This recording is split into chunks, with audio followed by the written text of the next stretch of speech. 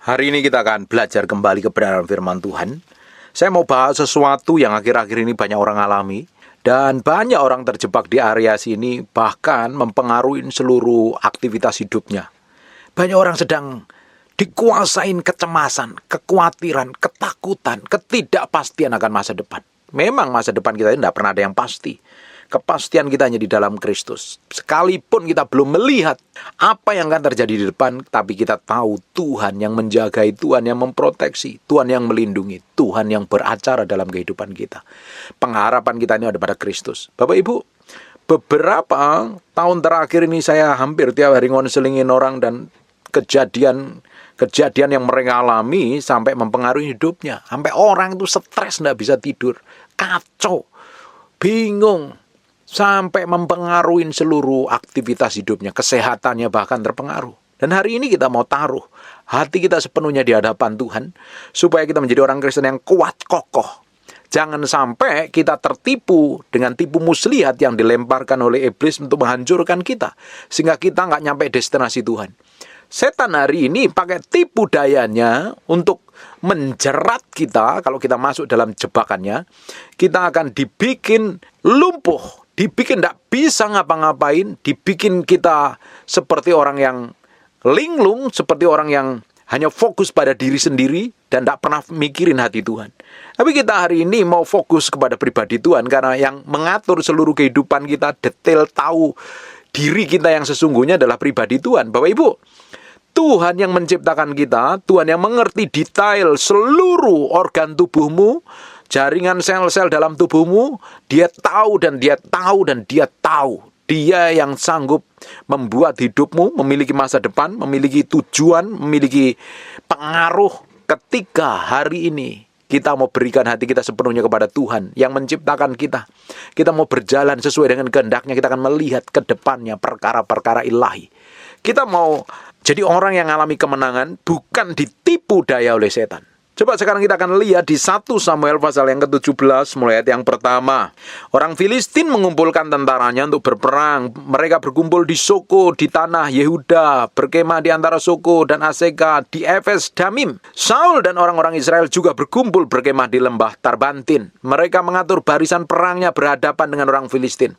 Ini Saul dan orang-orang Filistin berhadapan mau berperang. Tapi kita akan lihat apa yang terjadi. Orang Filistin itu berdiri di bukit sebelah sini, dan orang Israel berdiri di bukit sebelah sana, dan lembah ada di antara mereka, dipisahkan oleh lembah. Lalu tampillah keluar seorang pendekar dari tentara orang Filistin, namanya Goliat dari Gat, tingginya 6 hasta sejengkal.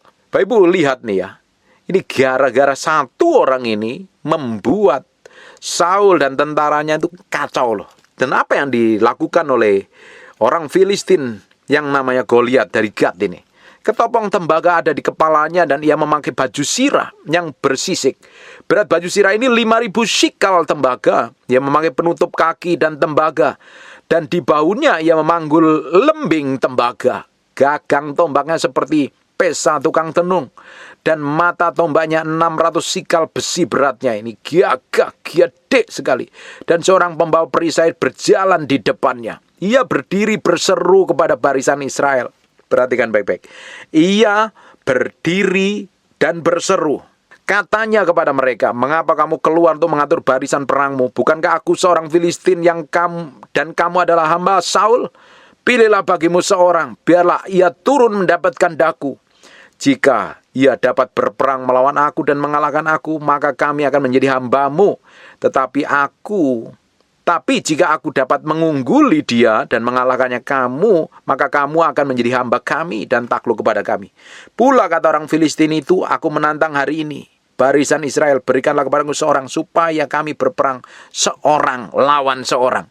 Perhatikan, gara-gara perkataan Goliat ini, apa yang dialami oleh Saul? Ketika Saul dan segenap orang Israel mendengar perkataan orang Filistin itu, dengar perkataan, ini belum berperang, baru dengar ancaman tok loh. Pikirannya dikuasai oleh perkataan orang Filistin ini, dan apa yang terjadi? Maka cemaslah hati mereka dan sangat ketakutan.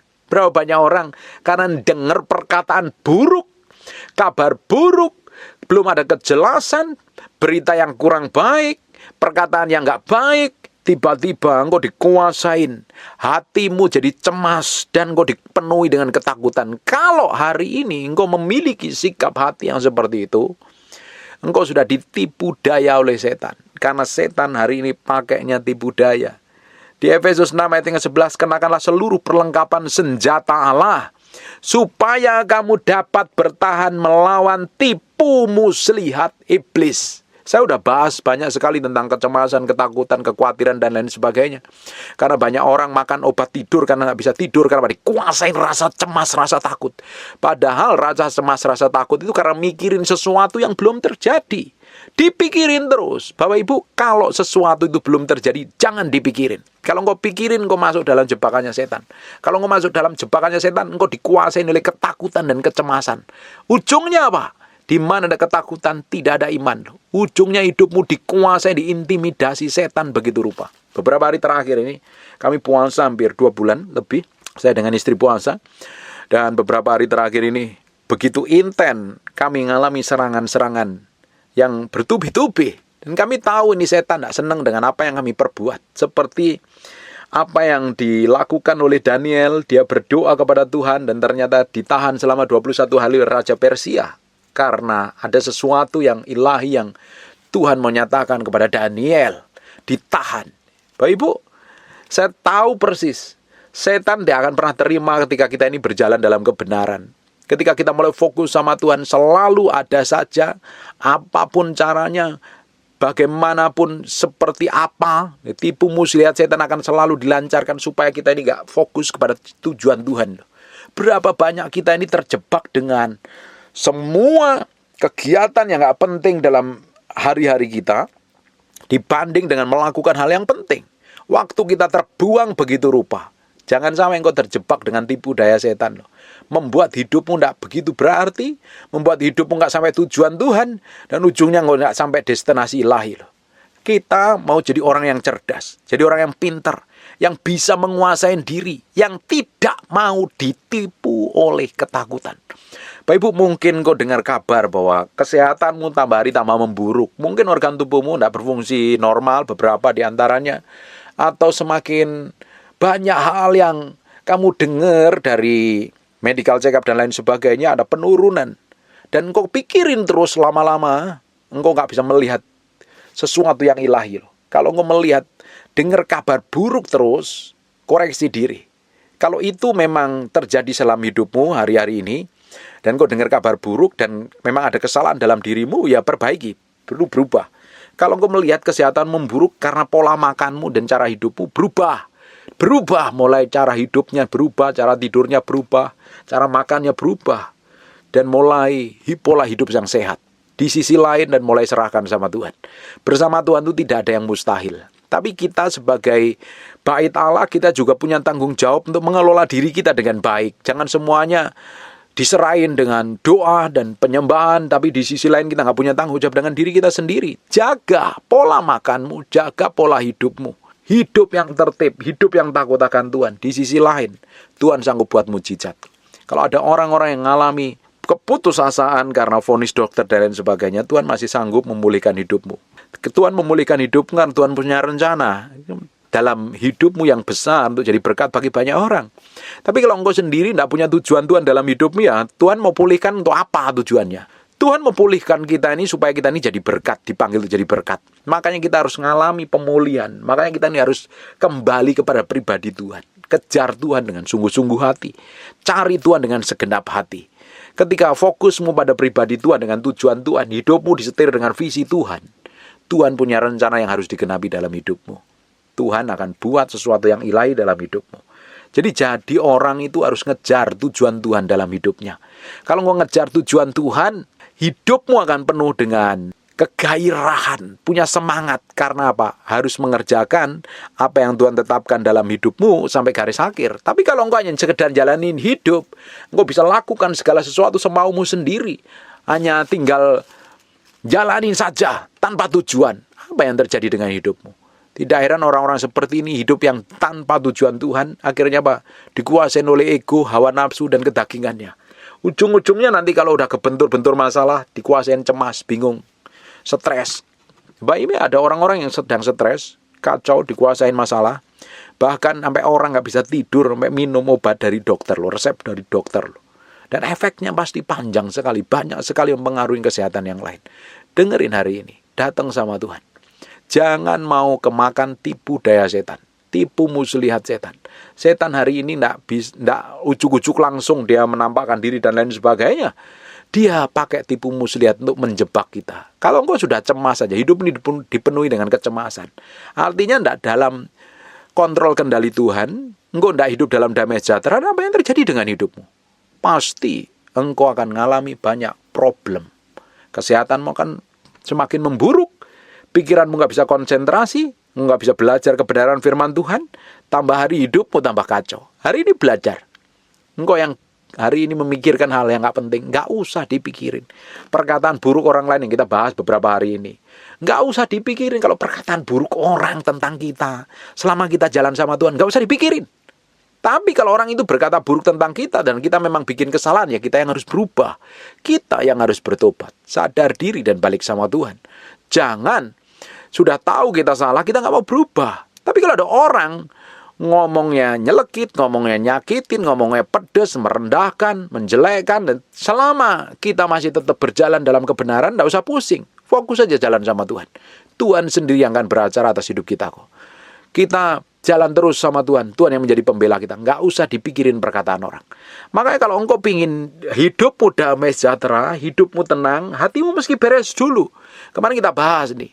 Dari kepahitan sakit hati harus beres. Dari luka batin masa lalu harus beres. Jangan pernah simpen sakit hati tentang kepada seseorang yang pernah melukaimu. Lupakan dan berikan pengampunan. Engkau akan mengalami kehidupan yang penuh dengan damai sejahtera. Engkau pernah ditipu orang. Lupakan dan ampuni, lepaskan pengampunan. Tuhan sanggup memulihkan keadaanmu secara ajaib dan luar biasa. Kalau hari ini hidupmu masih dikuasai dengan ketakutan, takut dengan apa? Tentang masa depanmu, tentang keuanganmu, tentang keluargamu, serahin sama Tuhan. Kekhawatiran yang kita alami itu, atau ketakutan yang kita alami itu sebenarnya hanya bayang-bayang palsu. Dan biasanya yang kita takutkan itu yang tidak akan terjadi. Hanya tipu daya setan. Nah, kalau kita sampai mempercayainya, kita sudah terjebak dalam tipuannya. Ujungnya apa?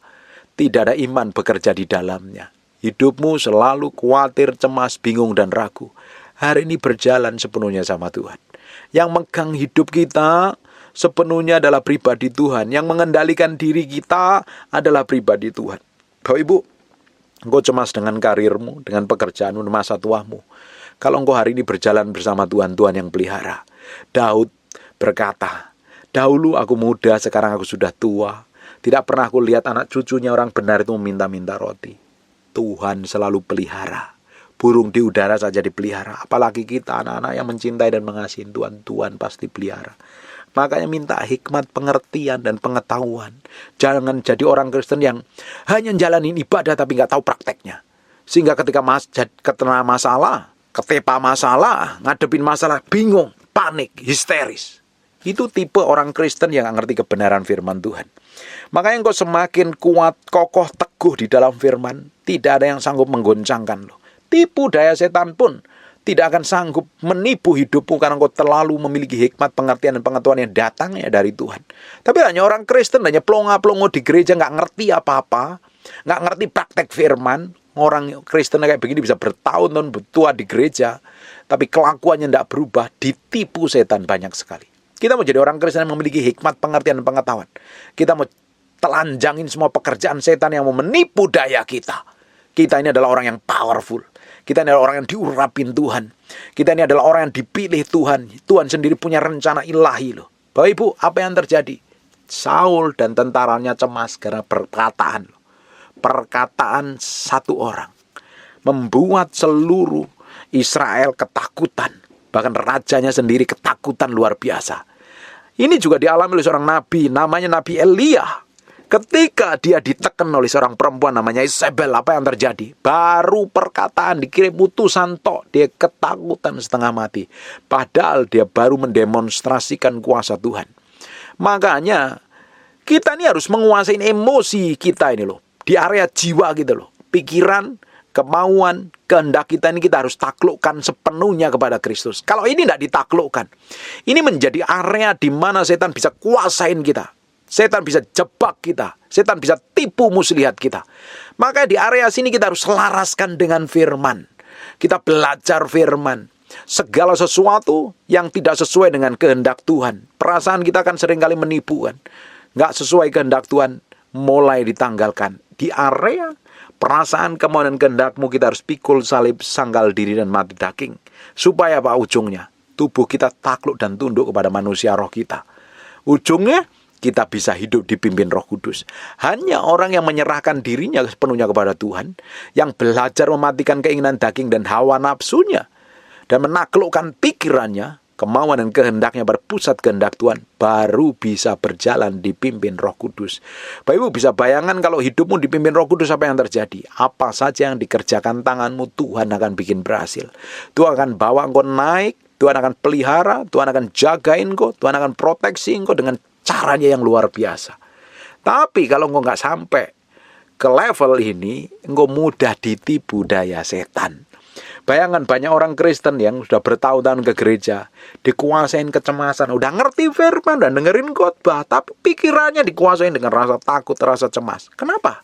Karena engkau tidak taklukkan dirimu kepada Tuhan. Dengerin baik-baik ya. Roh Kudus diberikan kepada kita, dia tinggal di dalam kita, dia menyertain kita, dia mengurapi kita. Roh Kudus, Allah, tidak pernah memberikan roh yang memberikan kepada kita ketakutan loh, tapi roh keperkasaan yang bisa membedakan mana tipu daya setan dan bukan, yang membuat kita semakin powerful dan dahsyat, bisa berjalan dalam kebenaran, bisa bertumbuh di dalam iman. Kalau kita nggak sampai ke level ini, kekristenanmu belum mengalami pertumbuhan secara ilahi, engkau seringkali ditipu setan. Orang yang seringkali ditipu setan itu biasanya kepengaruh dengan perkataan orang. Elia itu kurang hebat apa? Ini nabi yang luar biasa sekali. Demonstrasi kuasa Tuhan begitu powerful. Tapi gara-gara dengar perkataan seorang perempuan, dia ketakutan loh. Dia takut dan dia lari. Bapak Ibu bisa bayangkan itu? Saul pun ternyata ngalami yang sama. Untuk mengatasi ketakutan, tidak ada solusi lain. Kita harus diam di dalam hadiratnya. Banyak orang salah berpikir ketika saya ngajarin membangun keintiman. Pak, saya kan udah ikut doa di gereja. Pak, kan saya udah ikut ibadah. Dengerin baik. Engkau harus memiliki keintiman secara pribadi dengan pribadi Allah. Bukan doa yang secara korporat. Engkau harus duduk diam di kaki Tuhan. Ini orang nggak suka. Orang biasanya melakukan aktivitas di keramaian, dilihat orang, dan lain sebagainya. Tapi untuk diam di kaki Tuhan itu enggak. Orang itu nggak banyak enggak suka. Seperti Maria duduk diam di kaki Tuhan. Maunya si Marta akan suruh bantu si Maria yang duduk diam di kaki Tuhan. Itu pelajaran yang dalam sekali loh Ibu. Engkau meski duduk diam di kaki Tuhan. Selama ini orang berdoa hanya minta ini. Ungkapkan unek-uneknya, ungkapkan masalahnya. Coba sesekali engkau duduk diam di kaki Tuhan, menaklukkan pikiranmu, perasaanmu, kemauan, kehendakmu pada pribadi Tuhan. Engkau dengerin suara Tuhan ngomong apa. Engkau renungkan firman. Engkau tanya Tuhan, Tuhan, engkau mau bawa hidupku ke level mana? Sampai ke destinasi seperti apa? Pimpin langkahku. Selama ini aku sudah berjalan dalam pusat kehendak-Mu apa belum? Tuhan, selama ini aku sudah menyenangkan hati-Mu apa belum? Bangun keintiman. Hanya di tempat yang maha tinggi, di situ adalah tempat yang paling aman, paling damai. Di mana? Di dalam hadirat Tuhan. Maka ini penting sekali. Maka jangan sesekali engkau mengandalkan kekuatanmu. Semakin kau ngandalin kekuatanmu, ujung hidupmu bukan ngalami damai sejahtera loh, malah ngalami keruwetan demi keruwetan. Kita harus duduk diam di kaki Tuhan, mendengarkan apa yang Tuhan mau. Coba kita lihat di Mazmur 91 ya. Orang yang duduk dalam lindungan yang maha tinggi, duduk dalam lindungan yang maha tinggi, dan bermalam dalam naungan yang maha kuasa. Ini orang yang ngalami Tuhan. Ini orang yang kenal Tuhan. Ini orang yang memiliki hubungan pribadi dengan Tuhan. Memiliki hubungan yang dalam dengan Tuhan. Bukan sekedar datang ibadah, ikut doa pagi, doa petang, doa siang. Ini orang yang duduk di di kamar doanya pingin kenal Tuhan dan ngalami Tuhan. Dia renungin firman. Dia akan ngomong begini. Orang yang kenal Tuhan akan ngomong begini. Akan berkata kepada Tuhan, tempat perlindungan dan kubu pertahanan Allah yang kupercayai. Tidak heran banyak orang Kristen susah ngomong seperti ini. Karena apa? Yang jadi perlindungannya adalah orang lain. Mungkin duitnya, jabatannya, posisinya. Bahkan cari pendeta untuk ditumpangi tangan, didoakan, dikonselingin dan lain sebagainya. Hari ini belajar menyerahkan hatimu kepada Tuhan. Orang yang duduk dalam lindungan yang maha tinggi dan bermalam dalam naungan yang maha kuasa akan berkata kepada Tuhan, tempat perlindungan dan kubu pertahanan Allah yang kupercayai. Ini tempat yang paling aman, di mana setan tidak bisa sentuh kita. Tempat yang paling aman dalam kehidupan kita adalah di dalam hadirat Tuhan. Setan gak bisa sentuh. Makanya engkau kenali lo dirimu sendiri. Engkau mesti tahu dirimu sendiri di hadapan Tuhan itu seperti apa. Engkau kenal Tuhan secara pribadi seperti apa di hadapan Tuhan. Level imanmu seperti apa. Takaran imanmu, kata Paulus. The measure of faith. Ada ukuran imanmu seperti apa di hadapan Tuhan. Kalau engkau ngerti Tuhan dan kenal Tuhan, engkau ngadapin masalah kayak apapun, ada penyakit sampar, ngalami jerat, Tuhan menjadi perisai dan pagar tembok. Tuhan yang melindungi, Tuhan yang memproteksi, Tuhan yang menjagai. Tuhan yang menjagai hidup kita sepenuhnya di hadapannya. Dengarkan baik-baik. Engkau adalah biji matanya Tuhan, dijagain Tuhan. Kalau sampai hari ini engkau khawatir, cemas, bingung, karena pengharapanmu bukan kepada pribadi Tuhan. Kau pikirin idemu, gagasanmu, berita buruk, berita jelek kamu pikirin terus-menerus, padahal berita itu belum tentu kebenarannya, belum tentu itu terjadi, hanya sebatas ancaman, dan itu menguasai pikiranmu dan perasaanmu sehingga engkau hidup cemas, penuh kekhawatiran, sampai takut luar biasa, nggak bisa tidur, nggak bisa hidup tenang. Ujungnya apa? Tujuan setan adalah mencuri, membunuh, dan membinasakan. Ketika damai sejahteramu dicuri, digantikan dengan kecemasan dan ketakutan. Ujung hidupmu, apa yang terjadi? Tubuhmu semakin melemah antibodinya. Ketika tubuhmu semakin melemah, apa yang terjadi? Visi Tuhan tidak genapin sampai akhir. Saya pernah ketemu dengan seseorang, dan dia tiba-tiba mengalami ketakutan yang hebat. Dia cerita sendiri. Mengalami ketakutan. Nggak tahu apa yang ditakutkan, karena ini orang mungkin nggak kenal Tuhan, nggak ngerti kebenaran. Saya juga nggak tahu latar belakang seperti apa. Saya hanya dengerin aja dia cerita dengan seseorang. Sampai ketakutan itu menguasainya, sampai dia gemetaran, takut, sampai stres, panik luar biasa. Kenapa orang-orang seperti ini? Karena pengharapannya bukan di Tuhan. Kalau orang kenal Tuhan, dia tahu apa yang harus diperbuat. Orang yang ngalami Tuhan, dia tahu apa yang harus dilakukan. Bapak Ibu, kalau engkau kenal Tuhan dan ngalami Tuhan, tidak mungkin hidupmu cemas, bingung, takut. Saya pernah ngalami pada titik terendah. Saya pernah ditagih utang luar biasa. Untungnya puji Tuhan, utangnya udah lunas sampai hari ini. Dikejar-kejar hutang. Aset mau disita bank. Ngalami hal yang buruk, luar biasa. Tapi saya percayakan hati saya sama Tuhan. Yang terakhir saya ngalami sakit, tiba-tiba saya nggak bisa ngapa-ngapain. Bapak bisa bayangkan, baru pelayanan dari Surabaya, sehat, kondisinya baik-baik saja, tiba-tiba bangun tidur, nggak bisa ngapa-ngapain, lemes semuanya. Semuanya kok semakin nggak jelas, ini apa yang terjadi dengan diri saya. Dan saya taruh pengharapan saya di hadapan Tuhan. Ini baru permulaan. Tuhan kasih warning kok. Saya harus berubah pola hidup saya harus berubah cara makan saya harus banyak berubah menyerahkan hati saya kepada Tuhan. Karena Tuhan mau persiapkan sesuatu ilahi yang gede sekali. Itu pelajaran yang mahal. Dan saya serahkan sama Tuhan. Enjoy damai di hadapan Tuhan. Kita nggak bisa menaruh damai kita pada keuangan kita, pada jabatan kita. Itu nggak kekal, nggak abadi. Tapi ketika kita diam di dalam hadirat Tuhan, dalam lindungan yang maha tinggi, di mana setan nggak bisa sentuh, di mana setan nggak jamah, kita nih bernaung dalam kekuatan yang maha kuasa. Tuhan yang menjadi pelindung kita. Kita berada di bawah kepak sayapnya. Diproteksi, dijagain, dilindungin Tuhan. Hidupmu bisa tenang dan aman. Mulai hari ini, coba lihat sampai kedalaman batinmu. Apa yang kamu pikirkan, apa yang kamu alami selama ini? Apa yang membuat kecemasan dalam batinmu? Serahin sama Tuhan. Percuma kamu pikirin sendiri. Bapak Ibu, kita ini gak bisa hidup tanpa Tuhan.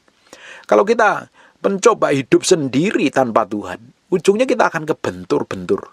Kita akan lelah dan capek sekali. Ujung hidupmu gak mencapai destinasi Tuhan. Saya berdoa, ada orang-orang yang gak bisa tidur berminggu-minggu, berbulan-bulan, nanti saya doakan. Ada orang yang sampai stres, bingung, kacau, kamu penuhi ketakutan. Mulai hari ini serahkan hidupmu sama Tuhan. Serahkan hatimu sama Tuhan. Dia yang akan bertindak. Dia akan yang bekerja. Amin. Mulai duduk diam di kaki Tuhan. Tuhan, aku menyerahkan hidupku. Tuhan, aku menyerahkan seluruh organ tubuhku dari ujung rambut sampai telapak kaki. Engkau yang menciptakan aku, yang mengenali kelemahan dan kekurangan tubuhku. Engkau yang sanggup memulihkan. Bapak Ibu, mulai koreksi diri. Kalau ada kekurangan, kesalahan, ada yang gak tepat, mulai berubah. Tuhan sanggup memulihkan hidupmu. Tuhan sampai hari ini belum selesai dengan hidupmu. Dia masih berperkara.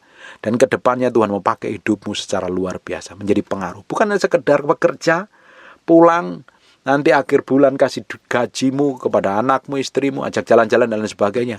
Tuhan masih punya tujuan ilahi yang gede. Yang Bapak Ibu belum pernah pikirkan. Pernah timbul dalam hati. Tuhan sediakan untuk sesuatu yang ilahi, yang gede sekali. Dan Tuhan akan kerjakan ke depannya. Pakai hidup menjadi berkat bagi banyak orang. Amin. Sekarang tutup matamu dan tutup Alkitab untuk orang-orang yang sedang dipenuhi kecemasan dan ketakutan. Apapun namanya.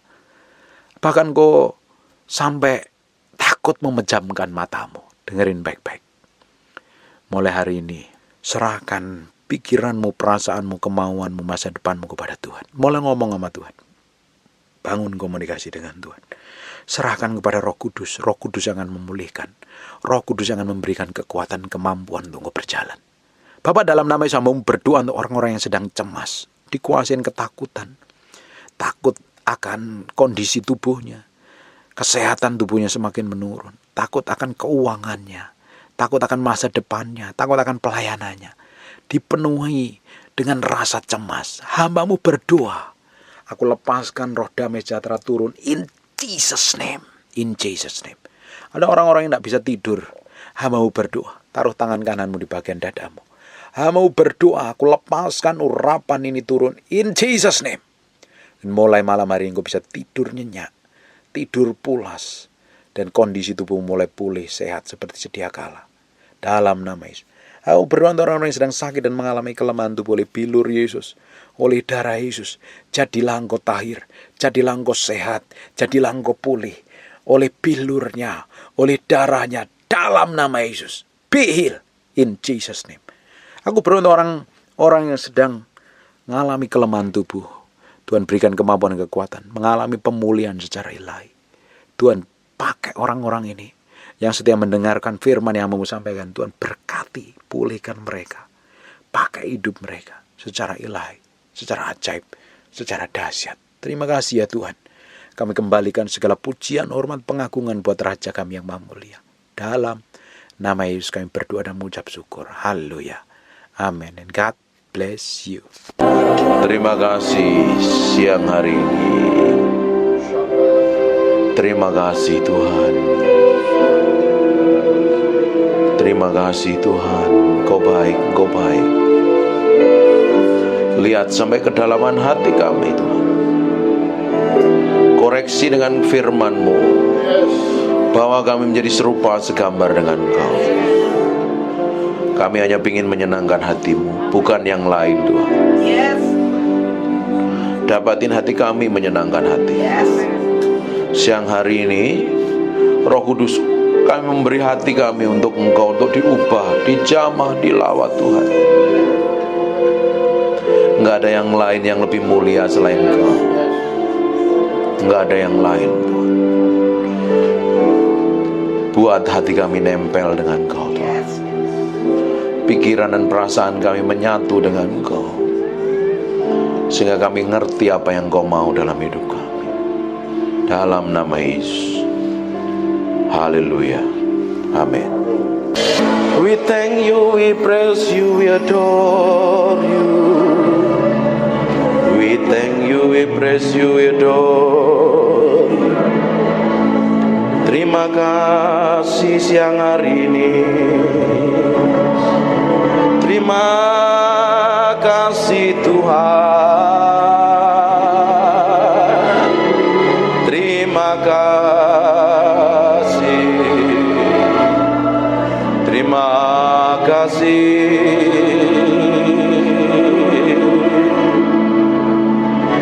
Di dalam hadirat-Mu kami diupahkan mengenal Engkau. Di dalam hadirat-Mu kami mencintai-Mu.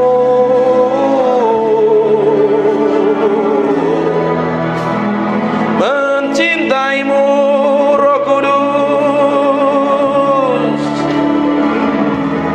Roh Kudus.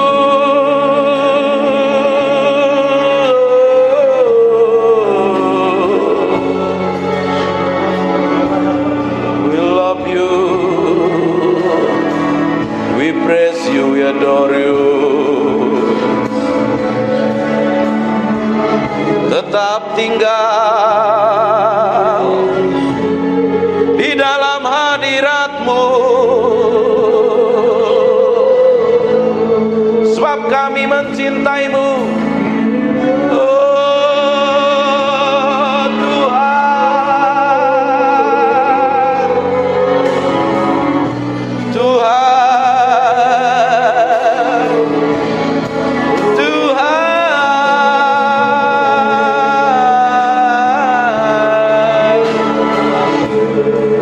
Naralamo senemede pianaramo, ikiri miana nanamo se,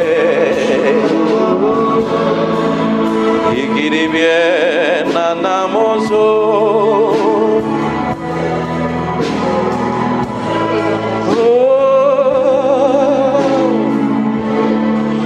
We praise you, we praise you, we praise you. We praise you, we praise you.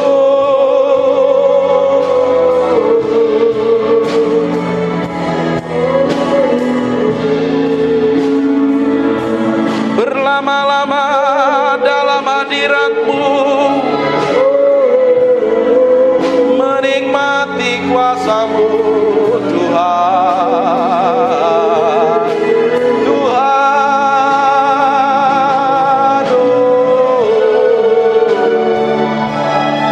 inananaramore, ikinemiananaranamos. Terima kasih Tuhan. Biar roh hikmat wahyu turun di antara kami, menyingkapkan pribadi-Mu yang ajaib, sehingga kami mengerti kehendak-Mu, berjalan dalam pusat hati-Mu. Oh Tuhan, siang hari ini urapi kami semua tanpa terkecuali. Kami adalah orang yang mencintai-Mu dan mengasihi-Mu.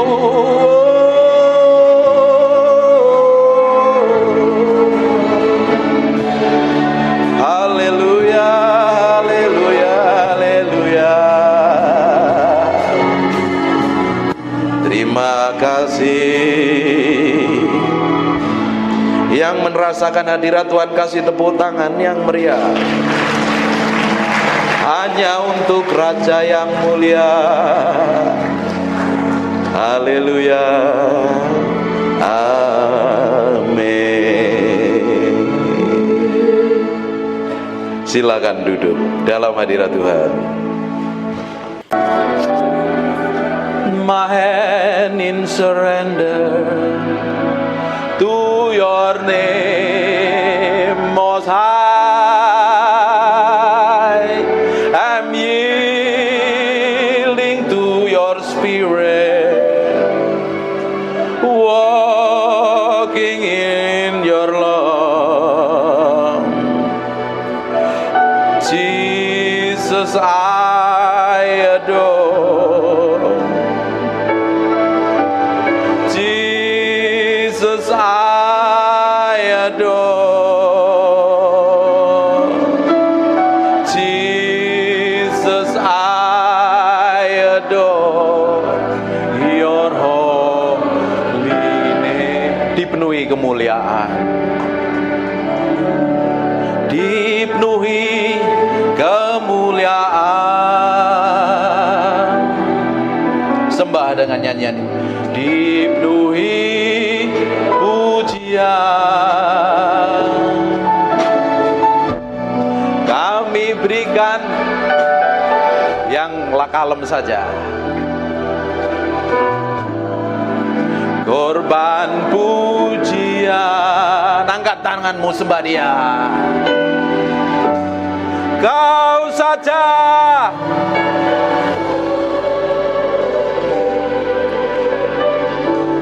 Kau saja yang layak,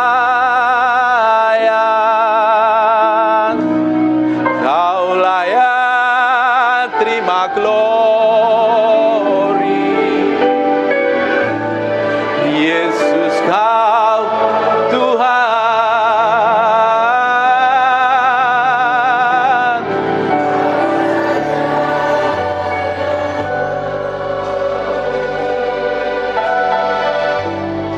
Kau saja yang layak, Kau layak terima glory. Hanya Kau Tuhan. Dipenuhi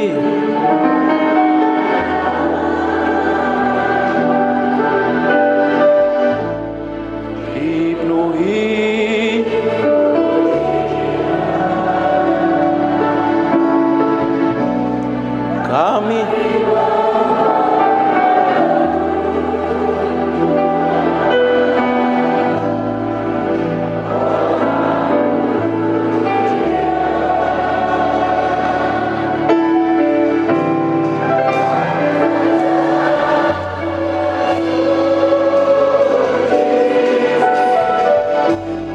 Kau saja yang layak,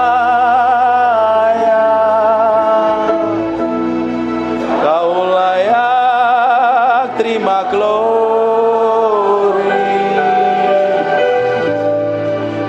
Yesus, Kau Tuhan.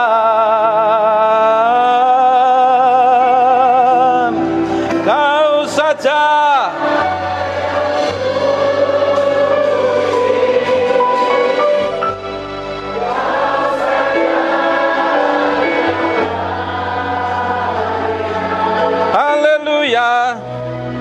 Kau layak terima glory. Hanya Kau Tuhan. Tetap fokus sama Tuhan, tetap main yang lemah. Roh Kudus, aku minta urapan itu sedang mengalir dari ujung ke ujung. Aku berdoa urapan itu sedang turun dalam ruangan ini. Mengkene mende peke nomo sandero nomo topo kura laba tepene mete. Imene mebe piene meke nomo to sandiri ini. Nikmati ada gelombang pengurapan itu sedang mengalir. Aku berdoa urapan itu sedang turun. Sekarang lebih kuat urapan itu. Pake nomo soko henaramante kono. Hinemente pepe pikiana rabahana maseko. Hipeko naralabatabak. Terus ada beberapa orang sedang dijamah Tuhan. Aku berdoa semakin kuat urapan itu turun. Now in Jesus name. Terus Roh Kudus, bagianmu sekarang. Bagianmu sekarang. Rapakah nama sekono. Ikere bete pepe kiene mente beki nomoko sande konomo. Ine mendere bebe piana mabahana masya. Irala baka harabasya nama takara nama sekene mende bebe kene. Terus semekona lama dabak. Terus kita akan nikmatin Tuhan. Kita nikmati hadiratnya.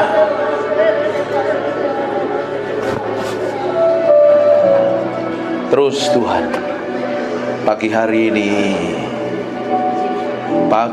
ini hadir dalam ruangan ini Tuhan. Lawat orang-orang yang haus dan lapar. Lawat orang yang haus dan lapar ini. Sementara aku berdoa, urapan itu bergerak dari ujung ke ujung. Sekarang terima pengurapan itu seperti gelombang mengalir. In Jesus name, in Jesus name, in Jesus name. Mekono mondo ko sandere mete pepi anama karepo kono. Ine mendere bete pepe kiene mekiana rabata pasyana mata baka. Ipe konondoro mondo po sandene mete pepe piene mekia mara. Ini mi piere bebe shendo kono moto karala bata baka. Jesus.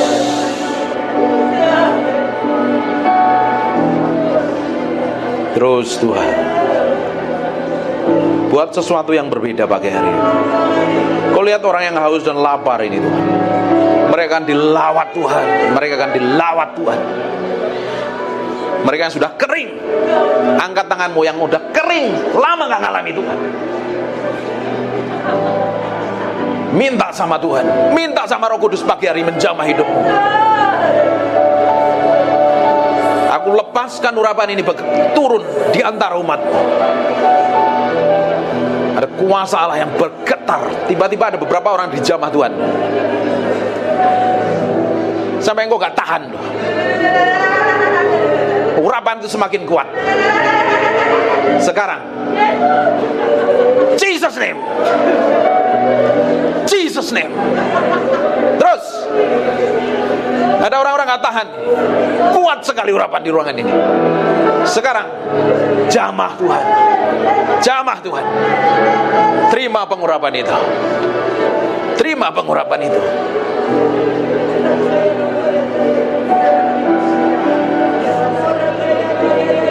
Terus yang sudah bisa nyembah, pakai sembah Tuhan. Izinkan Tuhan hadir menjamah hidupmu pagi hari ini. Buat hatimu haus dan lapar ingin kenal Tuhan lebih dari apapun juga.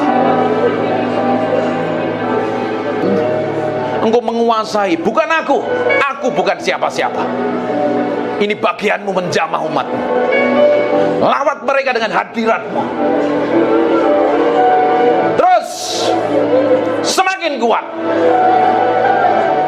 Aku perintahkan setiap roh yang bukan dari Tuhan, kepahitan, sakit hati, kecewa, aku perintahkan kau pergi dan tinggalkan dalam ruangan ini.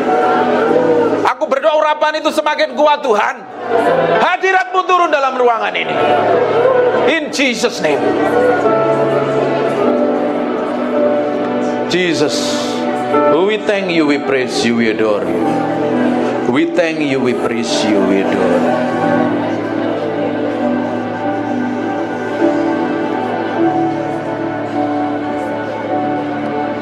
We praise you, we adore you.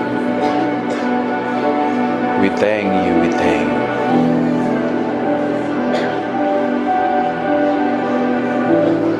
Aku berdoa engkau tetap tinggal dalam ruangan ini menjamah umat. Haleluya.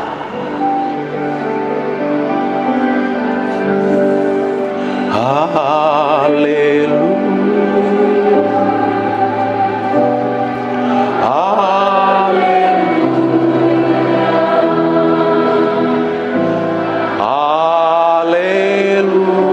Angkat tanganmu, sembah Dia. Haleluya.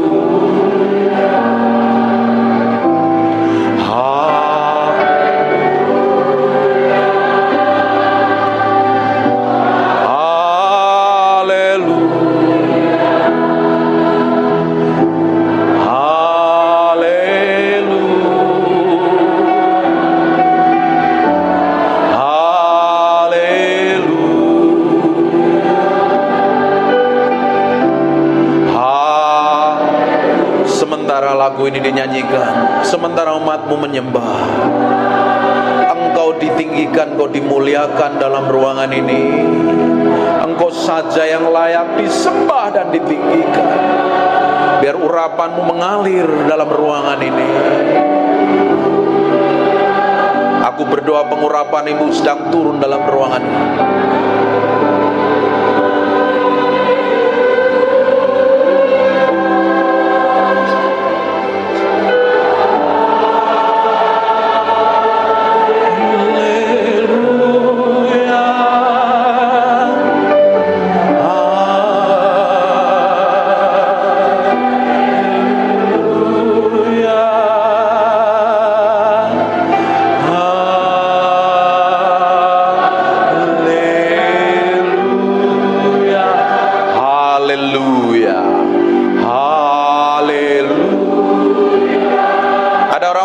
Taruh tangan kananmu di bagian yang sakit. Saya mau berdoa. Aku berdoa biar urapan kesembuhan itu turun dalam ruangan ini. Dan aku perintahkan semua sakit, penyakit dan kelemahan tubuh pergi, tinggalkan tubuh orang-orang yang sedang menyembah ini. Dalam nama Yesus, dalam nama Yesus.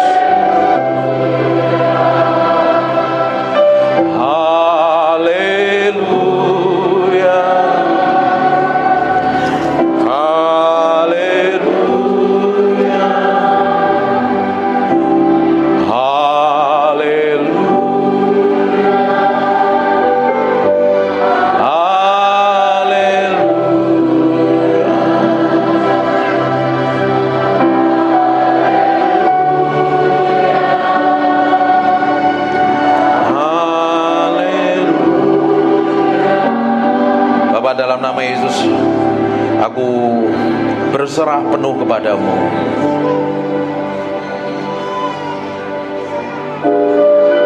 Tolong anak kecil bisa di ruangan lain.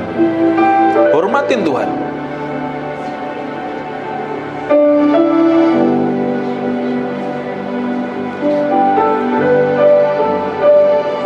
Makasih Tuhan. Terima kasih Tuhan. Kalau anaknya diam gak apa-apa. Kalau anaknya berisik suruh pindah ke ruang lain. Terima kasih. Terima kasih buat hadiratmu. Terima kasih buat jamahanmu. Saya mau duduk diam, tetap menyembah Tuhan dan menikmati hadirat Tuhan. Dalam nama Yesus, haleluya, amin. Amin, amin. Buka matanya, silakan duduk. Yoro laini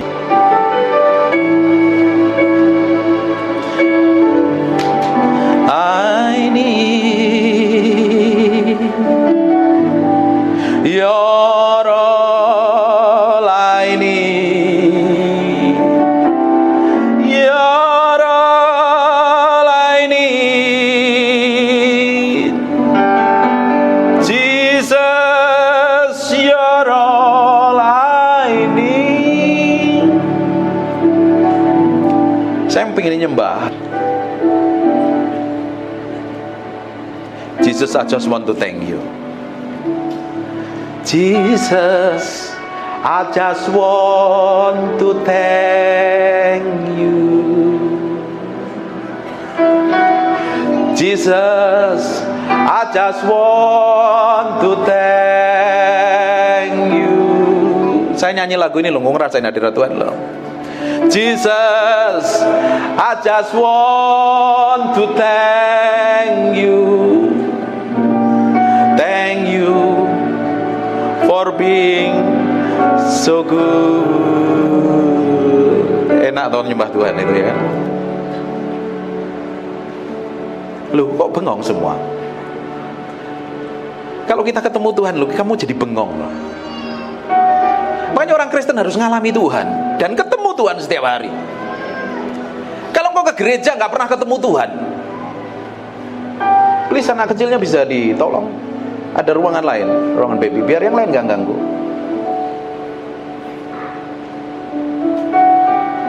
Kalau kita ngalami Tuhan, kita ketemu Tuhan, kita memiliki hubungan kedekatan dengan Tuhan. Hidupmu berbeda, kelakuanmu berbeda. Sikapmu berbeda. Tapi banyak orang Kristen datang ke gereja rajin ibadah, kelakuannya nggak berubah dari tahun ke tahun, tetap sama, menjadi manusia yang lama. Harusnya setiap hari kita berjalan bersama Tuhan, bergaul dengan Tuhan.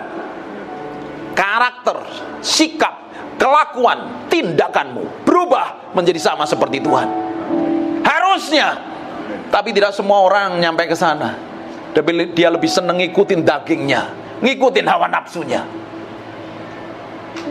ngikutin egonya, tidak mau tunduk dan submit kepada Tuhan. Terus berharap dipakai Tuhan, berharap hidupnya ngalami kemuliaan Tuhan, sampai matamu biru dan rambutmu merah, tidak akan pernah berubah.